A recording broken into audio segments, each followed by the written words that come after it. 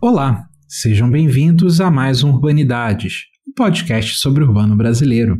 Eu sou João Freitas, o seu anfitrião, e estamos hoje aqui no terceiro episódio da série especial do Centro de Estudos da Metrópole, Na Cozinha da Pesquisa.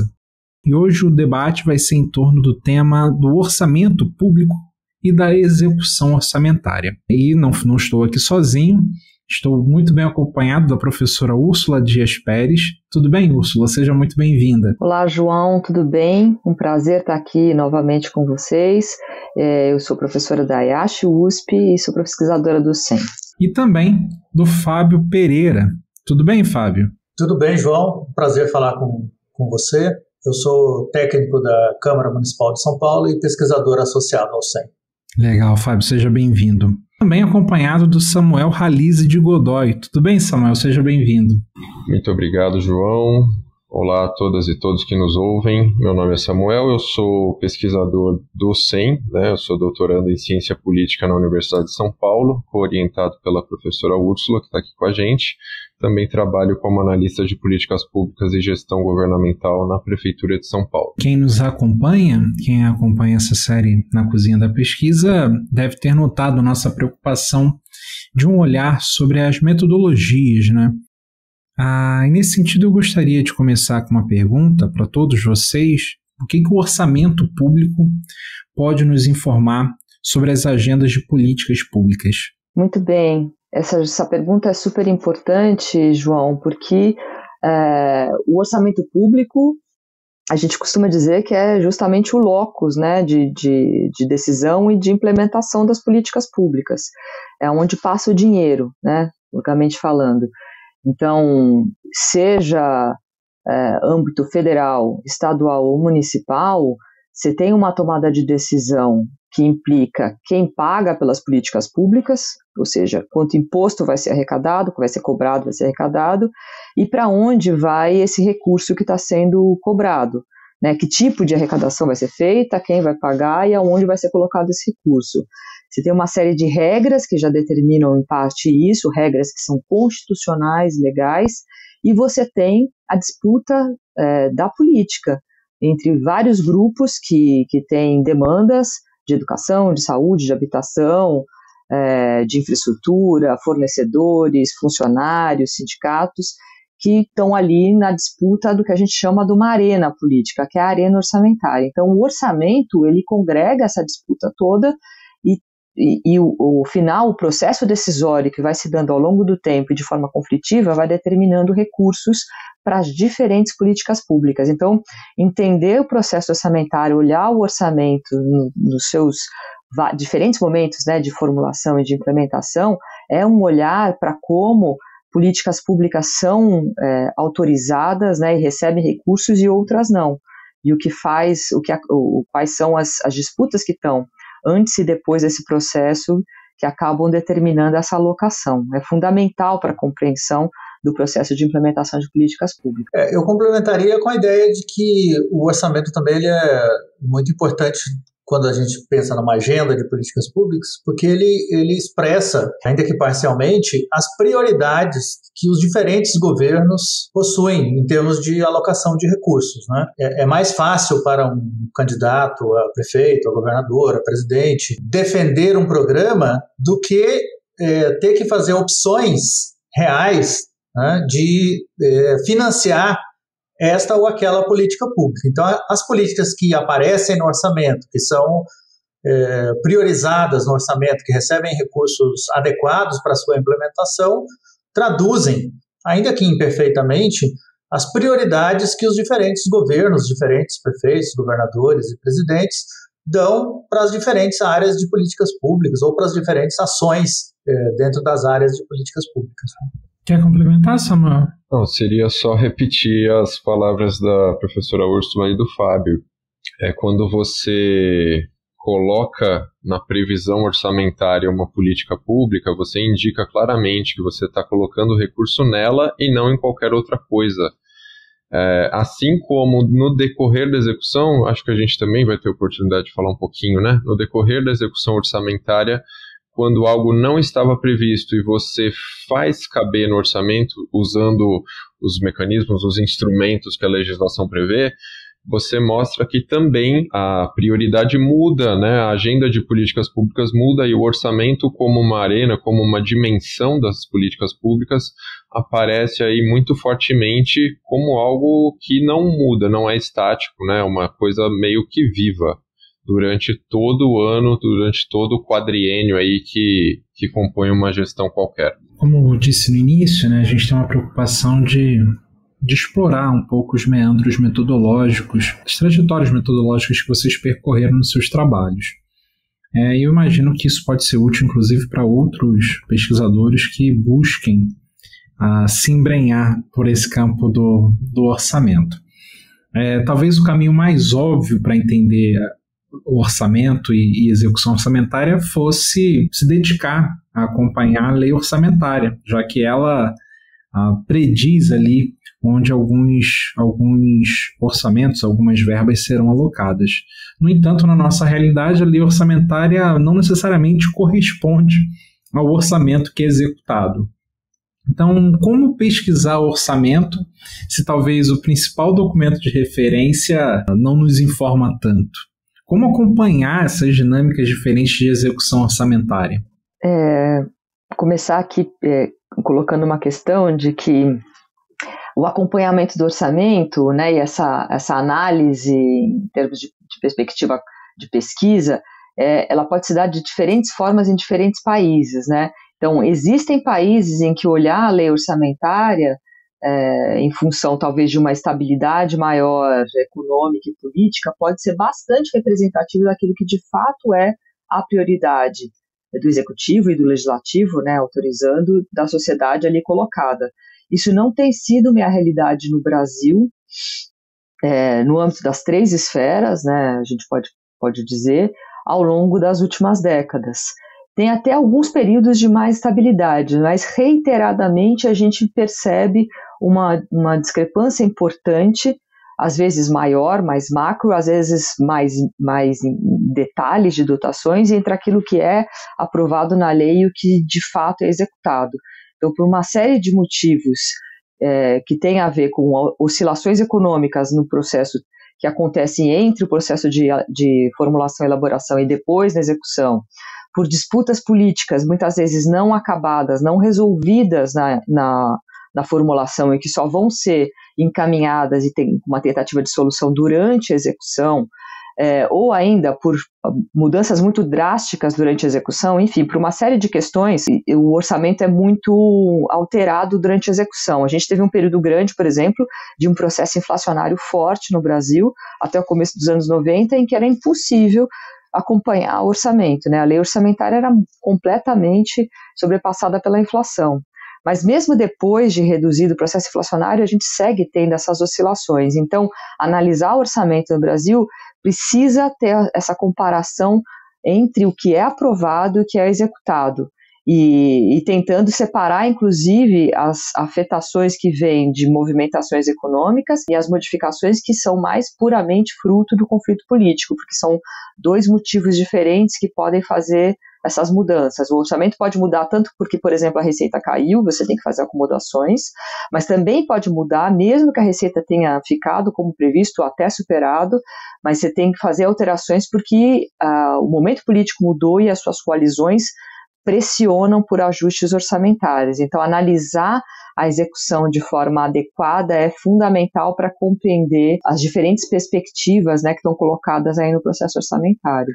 Eu acrescentaria ainda 2 questões. A primeira é que a gente pode analisar o orçamento, assim, as nossas pesquisas, né, principalmente o que eu e a Úrsula temos feito conjuntamente, elas abordam tanto um aspecto de entender o que é feito, né, ou o que não é feito, as dimensões de gestão do orçamento, quanto as determinações políticas e institucionais, né, que levam a determinados resultados ou determinadas opções que são feitas dentro do orçamento.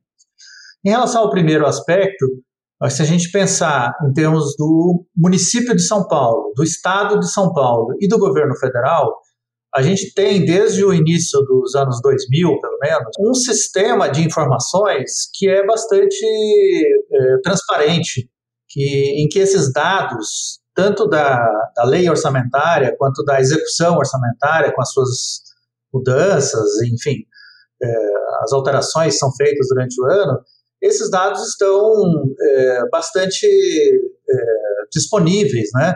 Então, hoje, para os pesquisadores que querem ter acesso aos dados, por exemplo, de execução orçamentária da Prefeitura de São Paulo, do governo do Estado ou do governo federal, esses dados são bastante acessíveis, né? Então, nessa dimensão mais de entender realmente o que é feito, o que é alterado, o que não é feito, então isso é uma dimensão importante, né? Entender os dados, né? Ter acesso aos dados que nos permitem fazer essa análise. E em relação a essa questão das mudanças orçamentárias, aí pensando um pouco mais especificamente para a Prefeitura de São Paulo, tem uma outra dimensão que é importante, que são as dificuldades, as debilidades, as fragilidades do planejamento orçamentário. Então, a Prefeitura de São Paulo, já há muitos anos, há mais de 20 anos, tem uma história, uma tradição de fazer muitas alterações orçamentárias. E grande parte dessas alterações, elas não decorrem de conflitos políticos ou de mudanças de prioridades. Muitas dessas alterações decorrem de necessidade de correção de um planejamento orçamentário frágil, feito com muitos erros, com muitas dificuldades, e ao longo do ano, quando coloca o problema da execução orçamentária, é necessário mudar porque o planejamento não foi bem feito, né? Então isso é uma outra dimensão, em especial da Prefeitura de São Paulo. É muito frequente a alteração orçamentária que não responde exatamente a uma mudança de prioridades ou a solução de algum conflito político, mas a correção de um planejamento orçamentário mal feito.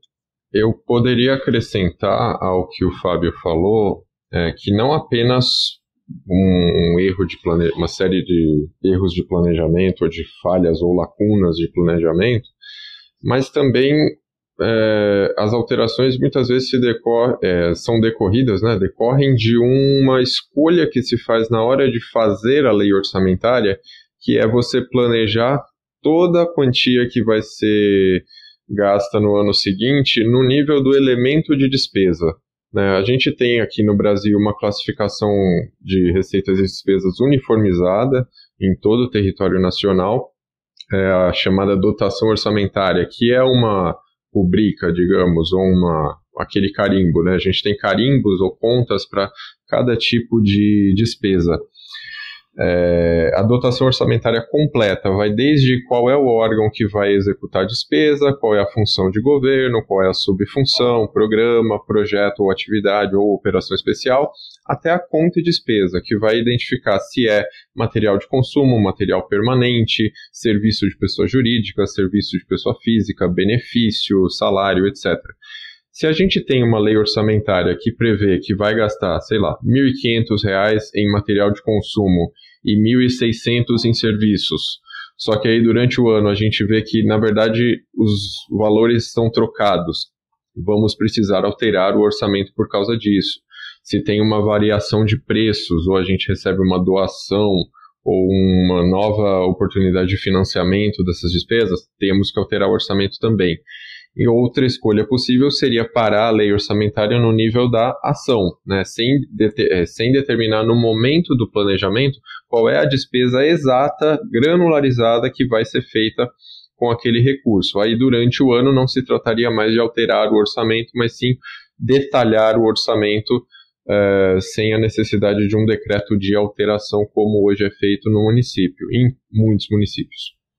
Muito bem, essas questões são todas importantes e eu estou aqui pensando também no processo de execução orçamentária, as alterações, e que muitas vezes essa incidência vem não necessariamente, essa incidência, né, a demanda por alteração vem não necessariamente do executivo, ela pode vir da sociedade civil, ou mesmo da sociedade civil via pressão do legislativo ou propriamente de interesses do próprio legislativo, né? Uma das coisas importantes para a gente pensar no processo orçamentário é como é que se dá a relação executivo e legislativo em torno do fundo público, né? Na disputa pelo processo, pelo o locus orçamentário, pelo volume de recurso orçamentário.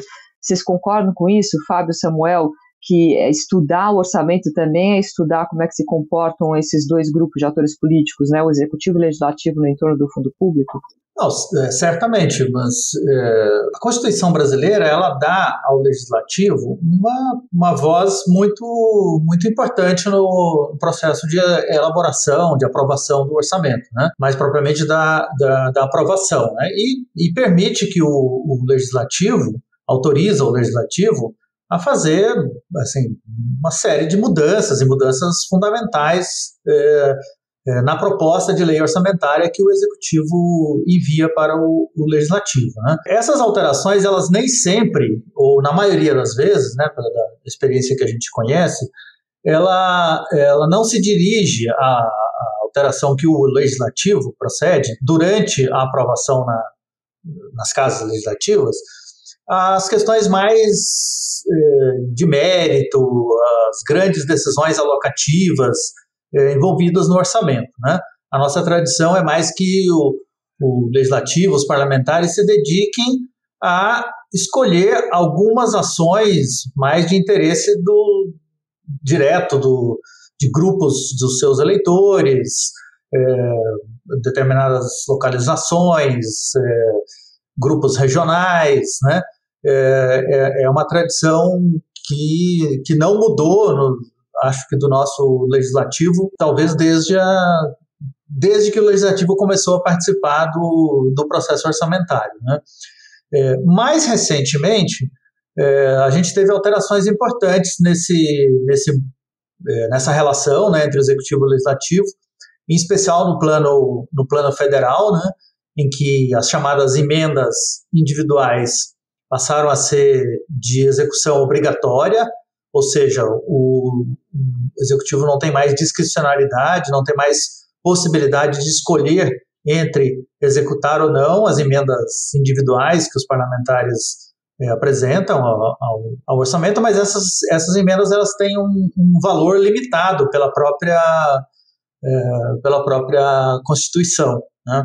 Então, se adotou a emenda, chamada emenda impositiva, mas ela responde por uma parcela pequena dos valores alocados no orçamento.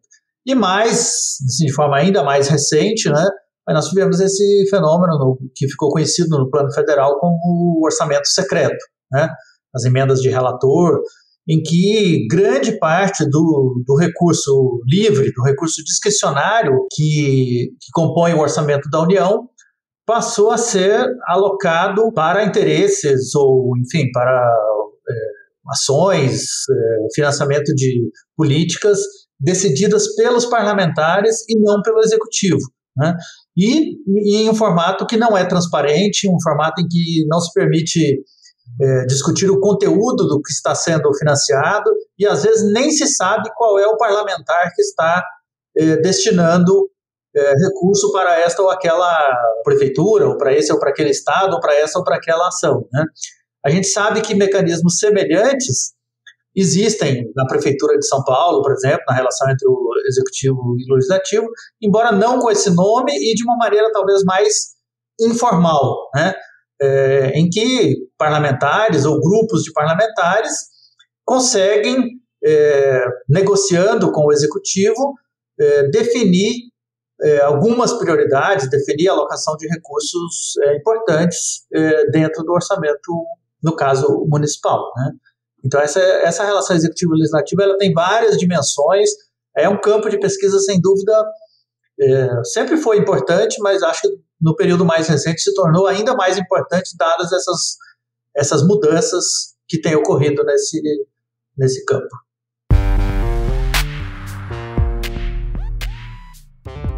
O Urbanidades é apenas uma das iniciativas do Urban Data Brasil, banco de dados bibliográfico sobre o urbano brasileiro. Em nosso site você encontra milhares de referências classificadas, textos digitalizados para download gratuito e pode registrar trabalhos de sua autoria. Visite urbandatabrasil.fefeleste.usp.br e siga também nossa página no Facebook.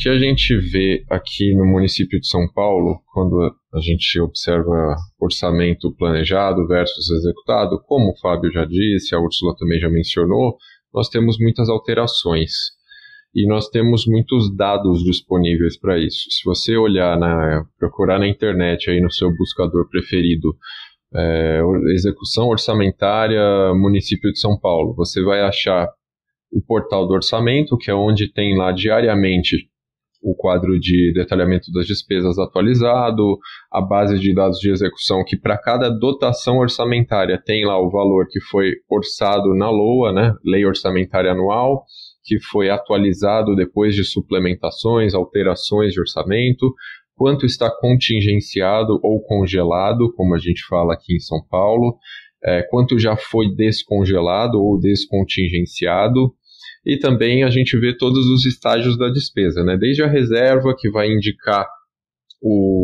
a intenção da prefeitura, né, do governo, de usar aquele recurso para determinada finalidade, até o empenho, que é quando o recurso já está comprometido com determinado credor para determinado objeto, até o pagamento, até a liquidação, que é quando a obrigação de um fornecedor ou de um parceiro já foi liquidada, né, ele já faz direito a receber aquele recurso, e o pagamento, que é a transferência do numerário da conta da prefeitura para a conta do fornecedor ou do parceiro. A gente também tem valores cancelados, né? Em algum momento a gente tem erros, tem problemas, tem fatos supervenientes, então a gente tem que cancelar um empenho, cancelar uma liquidação. Fez um contrato que previa usar R$1 milhão, só vai usar 900 mil. R$100 mil pode ser cancelado daquele empenho para ser usado para outra finalidade. Daí também vem alguma motivação para alterar o orçamento, possivelmente. E tudo isso está numa base de dados que é atualizada diariamente. Você também tem, no caso da Prefeitura de São Paulo, uma API, que para quem entende mais de programação sabe do que eu falei, para quem não entende, é uma forma de você consumir dados, microdados, de maneira automatizada. Você faz uma consulta por meio de uma aplicação como o R, como outros softwares aí que trabalham com bases de dados, para você consultar na base de dados da Prefeitura os microdados de execução orçamentária. Então você consegue ver para cada nota de liquidação, cada nota de empenho, quem é o fornecedor, qual foi o valor executado, qual que é o objeto a que se refere aquela despesa, e você também tem todas essas informações de maneira agregada, muito resumida, muito já visual, em gráficos, até no portal do TCM, né, do Tribunal de Contas do Município, no portal de transparência da Prefeitura de São Paulo, no portal de transparência também da Câmara Municipal de São Paulo. Eles têm lá uns dados já com gráficos montados, enfim. A oferta de dados para utilizar é muito grande. O nosso problema quando a gente vai pesquisar orçamento é, primeiro, entender os conceitos. A gente precisa sempre saber do que estamos falando. Eu falei grosseiramente aqui o que é valor reservado, valor empenhado, suplementação, contingenciamento, dotação orçamentária. Isso tudo são conceitos que têm que estar muito claros. E a gente tem manual para tudo, né? Para quase tudo a gente tem manual ou federal ou nacional ou municipal também. Definições que são as mesmas para todo o país podem ser diferentes, algumas outras definições no caso do município. Então você precisa ter uma clareza conceitual sobre o que está sendo apresentado nessas bases de dados.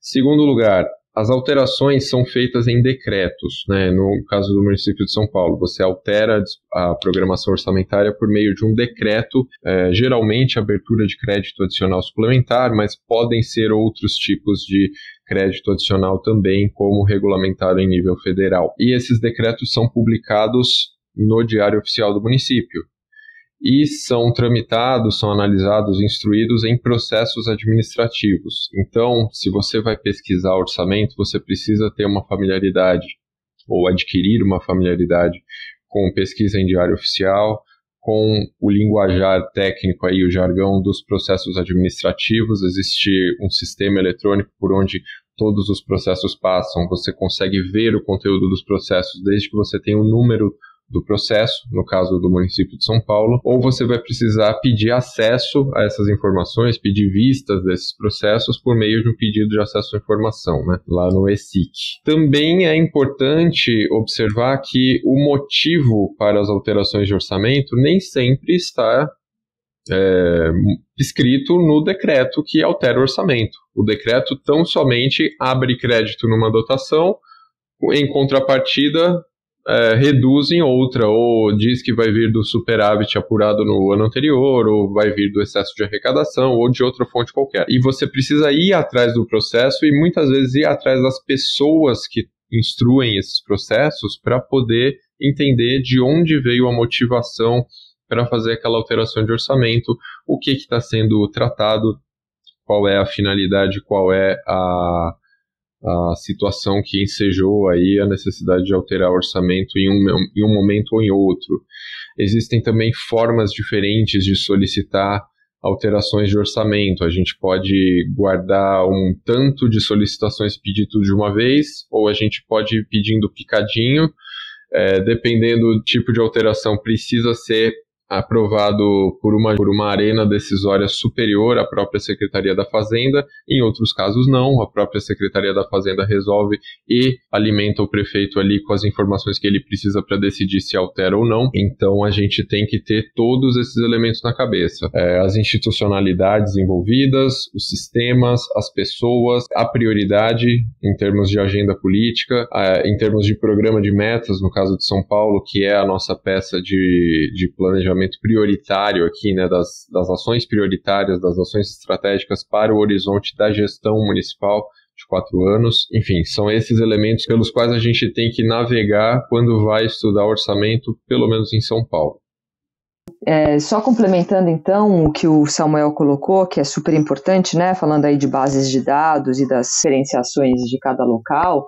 É importante, claro, quando você vai pesquisar orçamento, essa pesquisa legislativa e documental para entender especificidades, mas, regra geral, você consegue comparar receitas e despesas de diferentes municípios dos diferentes estados.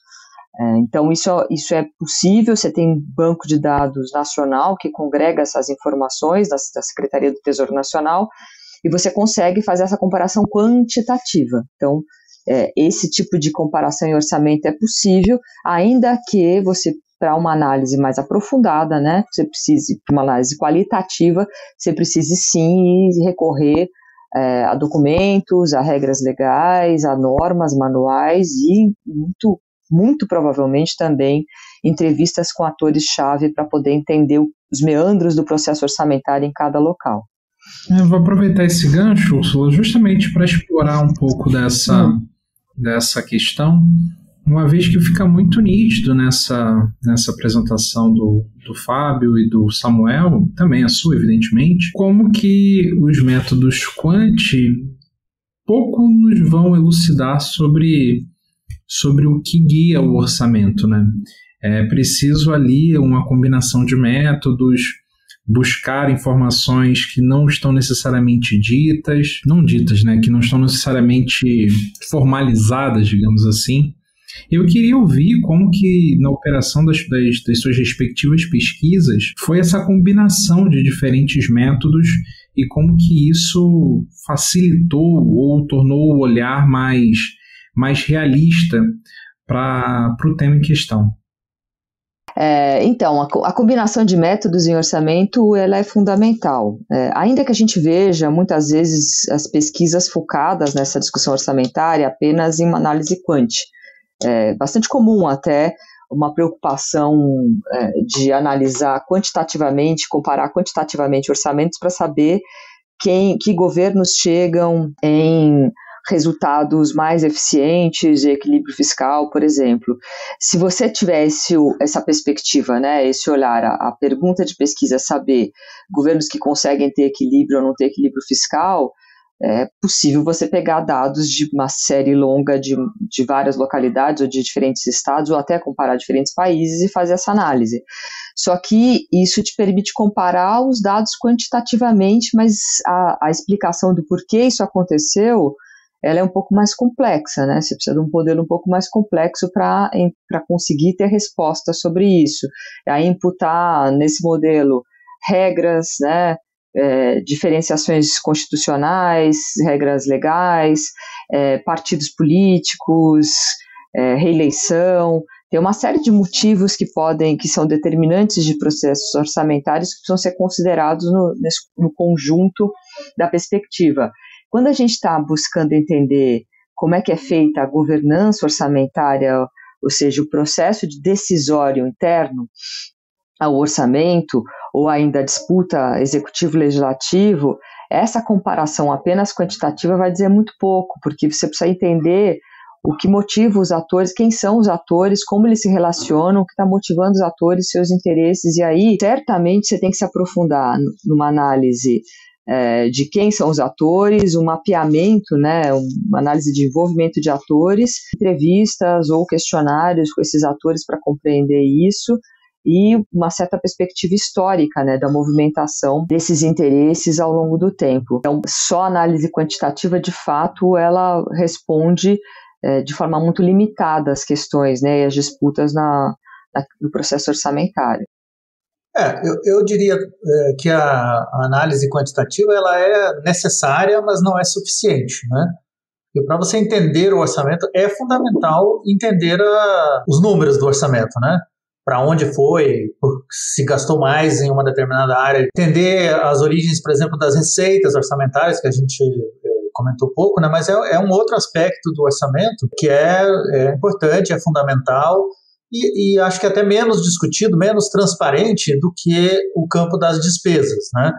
Mas, enfim, você entender a dimensão quantitativa é fundamental, é imprescindível.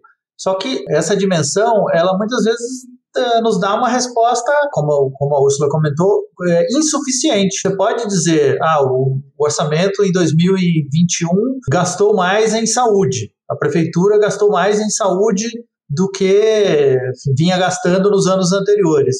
Mas se você quer explicar por que ela gastou, quais foram as decisões, que motivos impulsionaram esse gasto, a dimensão quantitativa não vai te ajudar nessa resposta.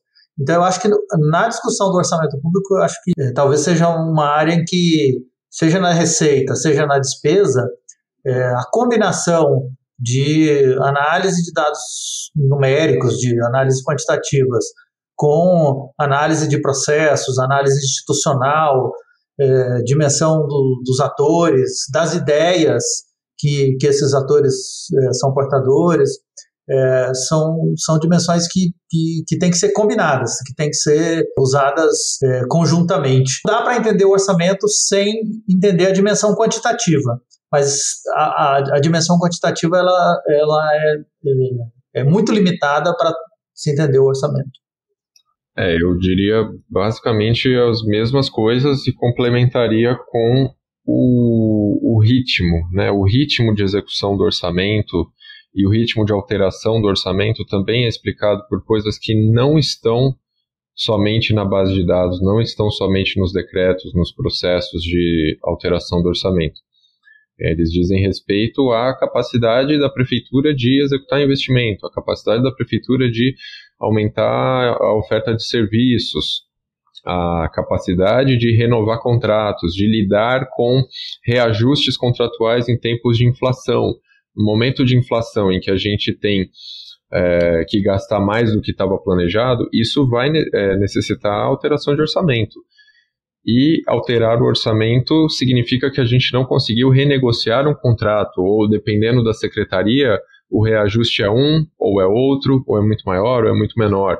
Então, existem fatores aí que a gente precisa ter em conta quando vai analisar essas situações e não estão nas bases de dados. Você precisa conhecer as instituições, as pessoas, os níveis mínimos e máximos de gasto, se for uma política que tenha mínimo, por exemplo, né, como a educação e a saúde, ou que seja essencial ao funcionamento da cidade, ainda que não seja constitucionalmente lastreada, como é o caso da limpeza urbana, dos transportes, da mobilidade, da infraestrutura, do saneamento, né?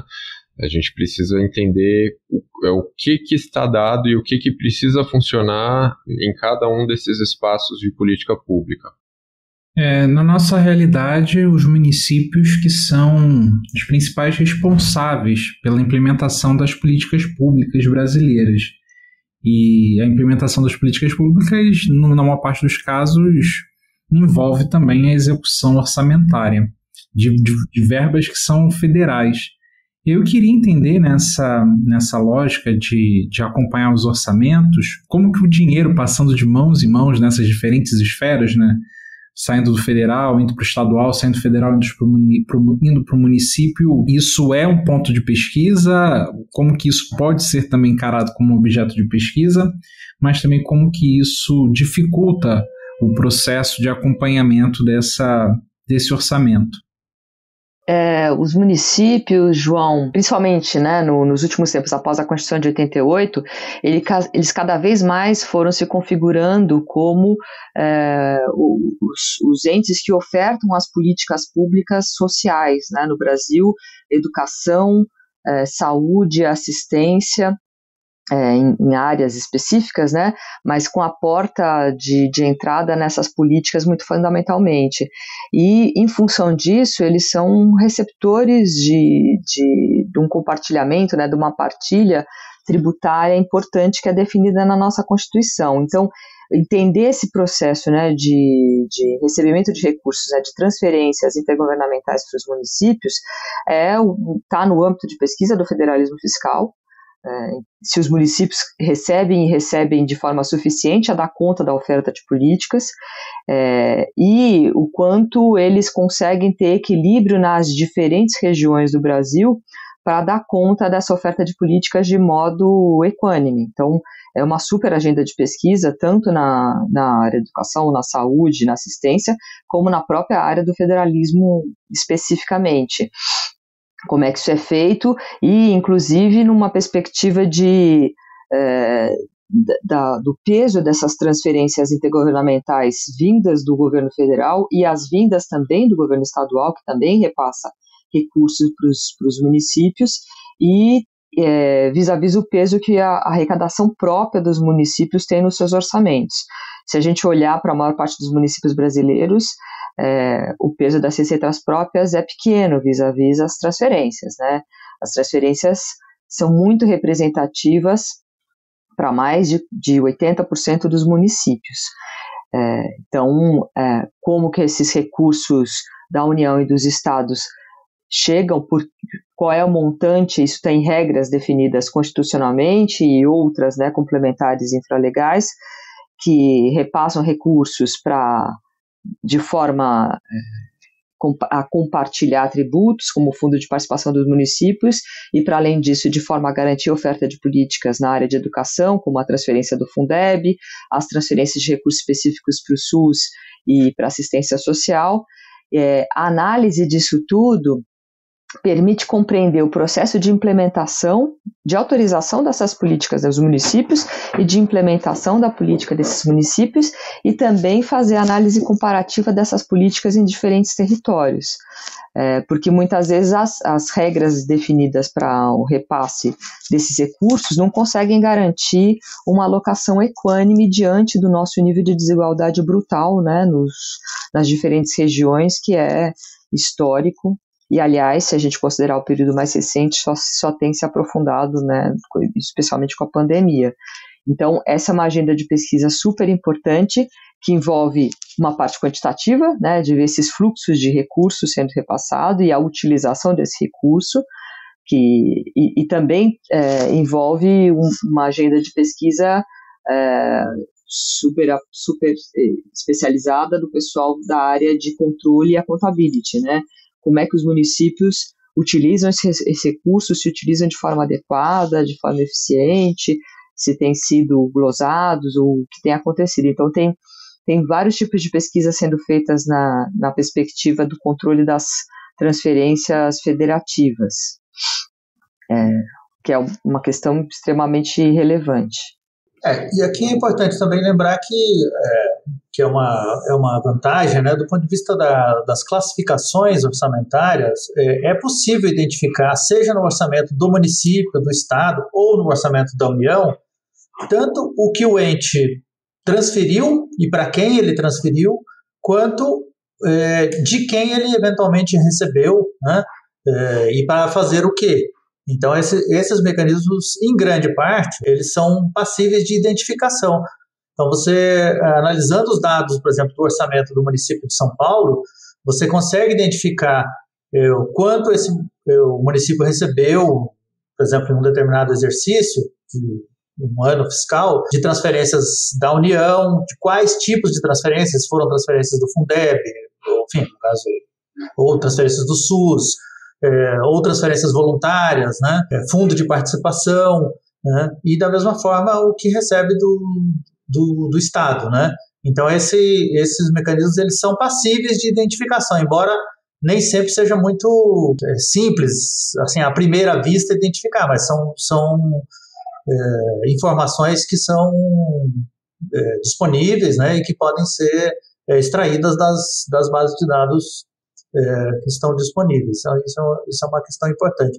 Por exemplo, agora, durante a pandemia, né, houve toda uma discussão sobre transferências federais para estados, para municípios, para compensar eventuais perdas de receita por conta da crise provocada pela Covid-19, quanto para financiar ações na área da saúde, né? Então, é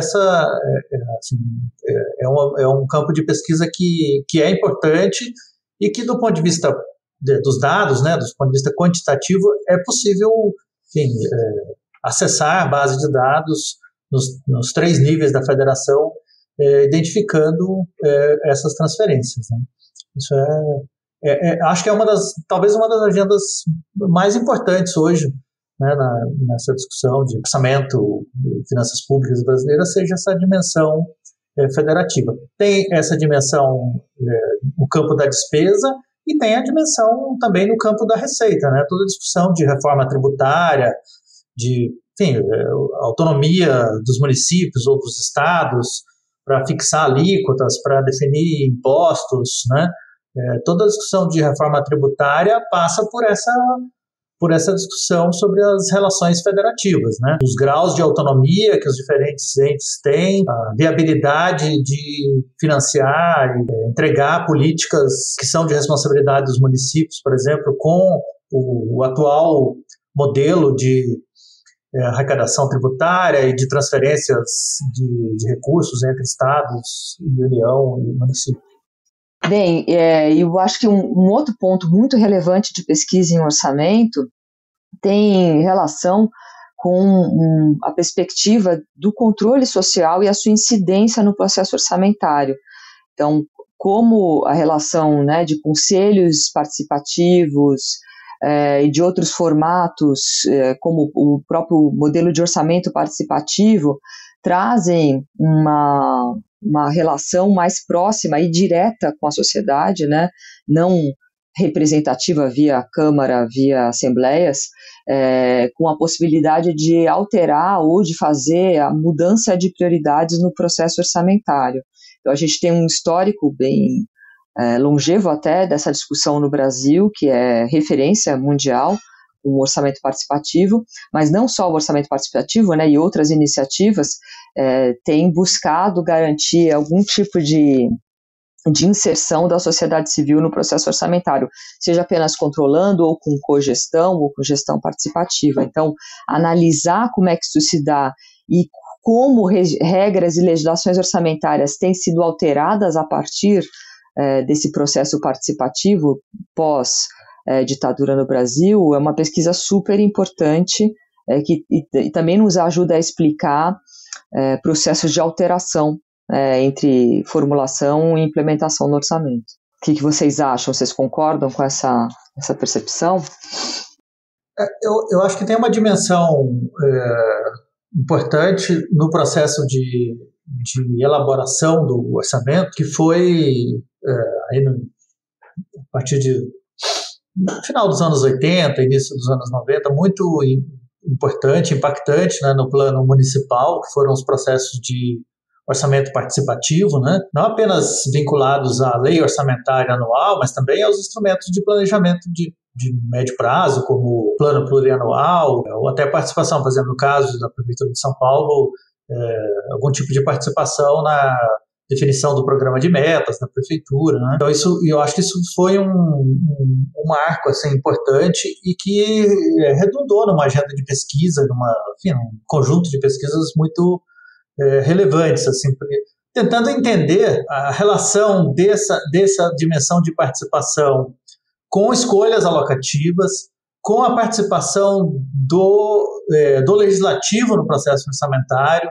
né? Essa agenda, acho que ela se desdobrou em vários aspectos assim, da participação social no orçamento, né? Tem uma dimensão também importante que em várias políticas públicas a gente tem estruturas permanentes, né, até por definição constitucional ou legal, de acompanhamento da execução orçamentária e muitas vezes até de incidência nas escolhas alocativas, né? A gente tem, por exemplo, no âmbito da política urbana, em São Paulo, o Fundo de Desenvolvimento Urbano da Prefeitura de São Paulo, que é um fundo que tem um peso importante em termos de arrecadação de recursos, disponibilização de recursos para a área de habitação, de infraestrutura, tem um conselho permanente desse fundo, com participação social, que tem atribuições de aprovação de alocação de recursos, né? Da mesma forma, nas operações urbanas que existem no município de São Paulo, fundos, por exemplo, como o Municipal da Criança e do Adolescente, o Fundo de Saneamento, uma série de mecanismos importantes de financiamento, pensando a Prefeitura de São Paulo, em que há mecanismos, se não no momento da elaboração do orçamento, mas na execução e em alguma medida incidindo sobre escolhas alocativas, parte importante do financiamento municipal. Então, isso eu acho que é uma agenda que foi bastante explorada, ainda tem bastante estudos em curso, mas um pouco está ainda subdimensionada, né? Até para a gente entender a efetividade desses mecanismos de participação. Até que ponto esses mecanismos de participação são efetivos? Eles incidem realmente sobre a alocação de recursos, né? Ou foram capturados por uma lógica mais, vamos dizer assim, simplesmente formalista, né, de aprovação de medidas, enfim, simplesmente se cumprir a legislação sobre o assunto. Acho que é uma dimensão importante do financiamento de políticas públicas no Brasil. Em São Paulo nós temos entradas aí pela sociedade civil, organizações da sociedade civil e também pela agenda de governo aberto, que vão em direção à participação e ao controle social, tanto na elaboração quanto no acompanhamento da execução do orçamento público municipal. Além dos instrumentos das arenas que o Fábio mencionou, né, que com destaque são os conselhos gestores aí do Fundo de Desenvolvimento Urbano, do Fundo da Assistência Social, todos os fundos municipais aí, a gente tem o Orçamento Cidadão, que é uma tentativa de remodelar aquele modelo mais tradicional de realizar audiências públicas para apresentar as premissas do orçamento do ano seguinte, coletar propostas e incorporar ou não essas propostas. A proposta do Orçamento Cidadão é trazer mais transparência e mais efetividade para esse processo de participação na elaboração do orçamento e também na execução das coisas que entraram no orçamento por meio desse próprio processo. Por conta da pandemia, essa coisa ficou um pouco restrita, né, em audiências eletrônicas, uma plataforma eletrônica, e com o decorrer do tempo, passada essa fase mais trágica da nossa história, a gente espera que a Prefeitura vá realizar as etapas presenciais desse processo participativo, que vai envolver grupos de trabalho das pessoas que moram nas 32 subprefeituras de São Paulo, em espaços que tenham presença dos técnicos das secretarias para discutir propostas e que elas sejam, de fato, colocadas já no orçamento, porque a gente vai ter lá os técnicos, representantes da prefeitura e representantes da população para falar sobre o que é prioritário, o que é demanda da população para cada lugar, e dentro dessas demandas o que é viável, o que é inviável, quanto custa, qual é a programação estimativa, de cada investimento, de cada gasto, e assim a gente consegue tornar um pouquinho mais efetiva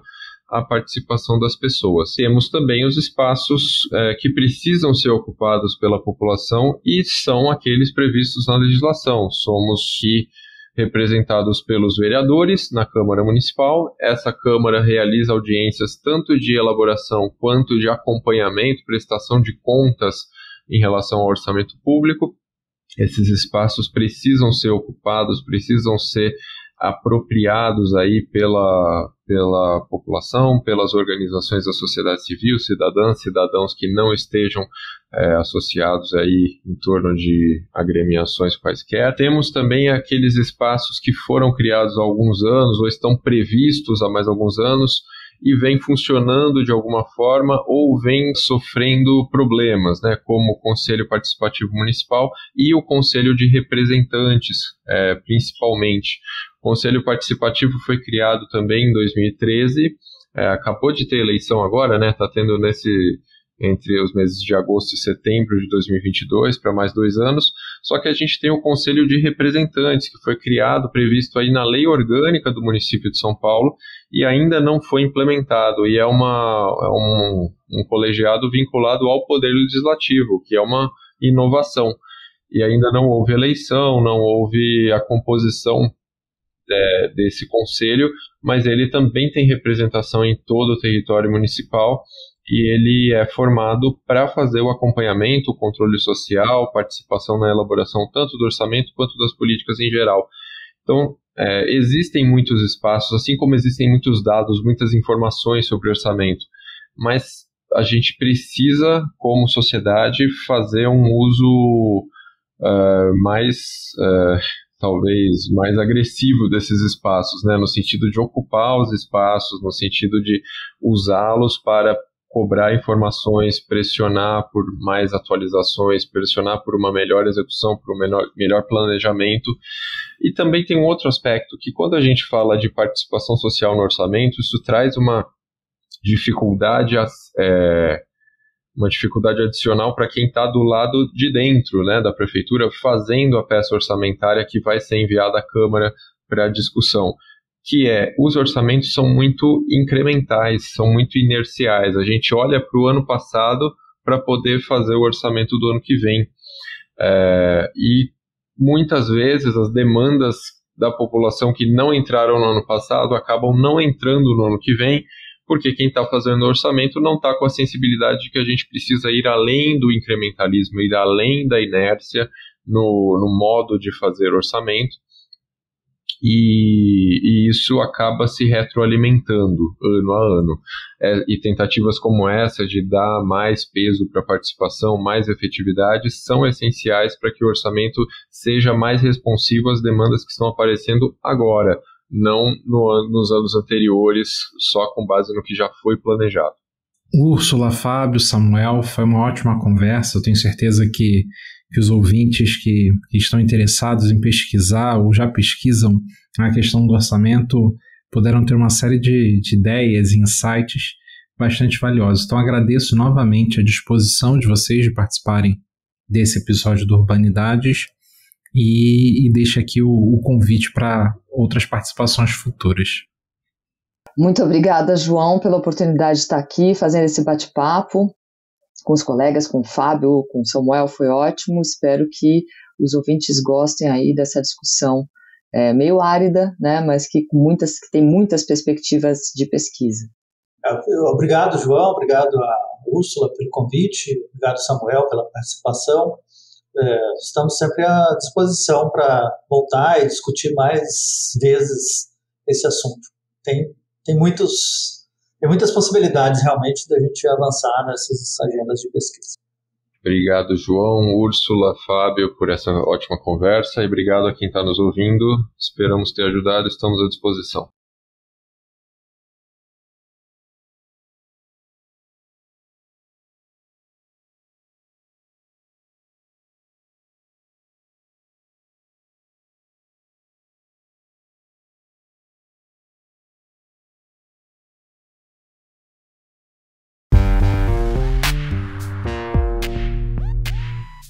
Este episódio foi editado por Luana Baracho. O Urbanidades é produzido pelo Urban Data Brasil, banco de dados bibliográfico sobre o Brasil urbano. Ele é feito por bolsistas e associados, sob coordenação da professora Bianca Freire Medeiros. O Urban Data está vinculado ao Centro de Estudos da Metrópole e está sediado no Departamento de Sociologia da Universidade de São Paulo. Visite o perfil do Urbanidades no Instagram, @urbanidadespodcast, e a página do Urban Data Brasil no Facebook.